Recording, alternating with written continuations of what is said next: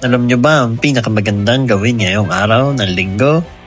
Pumunta sa Walter para makapagsaya ang pamilya. Dumaan muna kami sa palaruan para makapaglaro si Tutoy.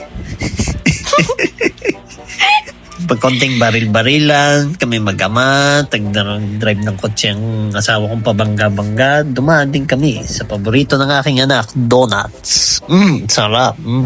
At pagkatapos noon, napagdesisyonan namin kumain sa KFC Balayan ng Lags. Siyempre, murder muna ako. Nag-intay ng konti. At patayo-tayo kami. Natawag na ang aming order at kinuha ko na ang aming pagkain. Nag-distribute. Sarap na naman. Pagkatapos noon, kinuha namin ulit ang aming mga gamit at nag-grocery na kami.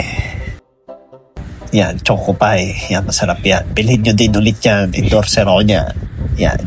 Lagay mo yan anak dyan. Ang aking anak na makulit at kung ano-ano pinaglalagay. Basta galaan, mas maaga pa yan sa 2:00 ng umaga. Nakakapagsuot din niya kanya ng mga damit.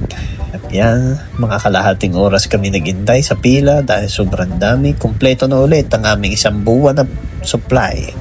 Sarap na naman. Napag-isipan muna namin magpahinga sa isang gilid dahil sobrang sakit na at kulay pula na ang mga paa namin. Gusto nang umuwi ni Tutoy pero dumaan muna kami sa drive-thru ng paborito ng aking anak na McDo para sa kanyang fries at saka McFlurry Coke float para sa aking asawa at anak. Napakasaya ng aming araw. Sarap na naman. Thank you.